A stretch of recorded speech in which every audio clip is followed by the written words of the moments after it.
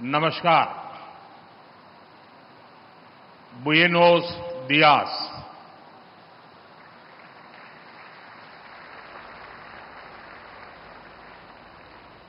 मेरे मित्र Pedro Sanchez जी के उनकी पहली भारत की यात्रा है। आज से हम भारत और स्पेन की पार्टनरशिप को नई दिशा दे रहे हैं। हम C295 ट्रांसपोर्ट एयरक्राफ्ट के प्रोडक्शन की फैक्ट्री का शुभारंभ कर रहे हैं। ये फैक्ट्री भारत स्पेन संबंधों को मजबूती देने के साथ ही make in India, make for the world इस मिशन को भी सशक्त करने वाली है। मैं एयरबस और टाटा की पूरी टीम को बहुत बहुत शुभकामनाएं देता हूं।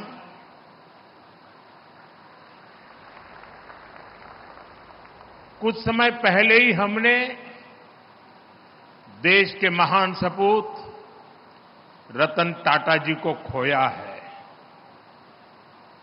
रतन टाटा जी आज अगर हमारे बीच होते तो शायद सर्वाधिक खुशी उनको मिलती, लेकिन उनकी आत्मा जहां भी होगी वो आज प्रसन्नता का अनुभव करते होंगे। साथियों, C295 एयरक्राफ्ट की फैक्ट्री नए भारत के नए वर्क कल्चर की उसको भी रिफ्लेक्ट करती है। आज किसी भी योजना के आइडिया से लेकर एजुकेशन तक भारत किस स्पीड से काम कर रहा है ये यहां दिखाई देता है। 2 साल पहले अक्टूबर में ही महीने में इस फैक्ट्री का निर्माण शुरू हुआ। आज अक्टूबर महीने में ही ये फैक्ट्री अब एयरक्राफ्ट के प्रोडक्शन के लिए तैयार है। मेरा हमेशा से ये फोकस रहा है कि प्लानिंग और एग्जीक्यूशन में अनावश्यक देरी न हो। जब मैं गुजरात का सीएम था तब यहीं बड़ोदरा में ही बॉम्बार्डियर ट्रेन कोच बनाने के लिए फैक्ट्री लगाने का फैसला हुआ था। इस फैक्ट्री को भी रिकॉर्ड समय के भीतर ही प्रोडक्शन के लिए तैयार किया गया था। आज इस फैक्ट्री में बने मेट्रो कोच हम दूसरे देशों को भी एक्सपोर्ट कर रहे हैं। मुझे पूरा विश्वास है कि भविष्य में इस एयरक्राफ्ट फैक्ट्री में बने विमान दूसरे देशों को भी एक्सपोर्ट किए जाएंगे। फ्रेंड्स, प्रसिद्ध स्पेनिश कवि अंतोनियो मचादो ने लिखा था, traveller there is no path, the path is made by walking. इसका भाव यही है कि लक्ष्य तक पहुंचने के लिए जैसे ही हम पहला कदम उठाते हैं रास्ते अपने आप बनते चले जाते हैं। आज आप देखिए, भारत में डिफेंस मैन्युफैक्चरिंग इकोसिस्टम नई ऊंचाइयां छू रहा है। 10 साल पहले अगर हमने ठोस कदम नहीं उठाए होते तो आज इस मंजिल पर पहुंचना असंभव ही था। तब तो कोई ये कल्पना भी नहीं कर पाता था कि भारत में इतने बड़े पैमाने पर डिफेंस मैन्युफैक्चरिंग हो सकती है, उस समय की प्रायोरिटी और पहचान दोनों इंपोर्ट की ही थी। लेकिन हमने नए रास्ते पर चलना तय किया, अपने लिए नए लक्ष्य तय किए और आज इसका नतीजा हम सबके आंखों के सामने है।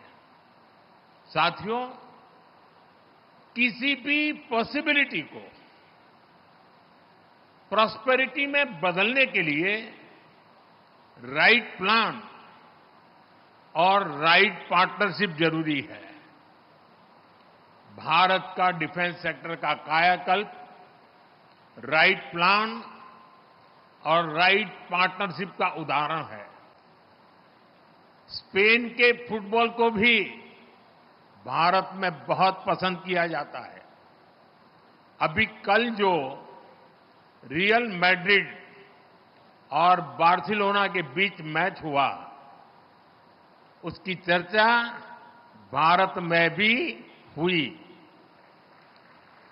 बार्सिलोना की शानदार जीत यहां भी डिस्कशन का विषय रही और मैं आपको गारंटी के साथ कह सकता हूं कि दोनों क्लब्स के फैंस में भारत में उतनी ही नोकझोंक भी हुई जितनी स्पेन में होती है। साथियों, फूड, फिल्म्स और फुटबॉल सभी में हमारे रिश्ते strong people to people connect से जुड़े हैं। मुझे खुशी है कि भारत और स्पेन ने साल 2026 को India Spain year of culture, tourism and AI के रूप में मनाने का निश्चय किया है।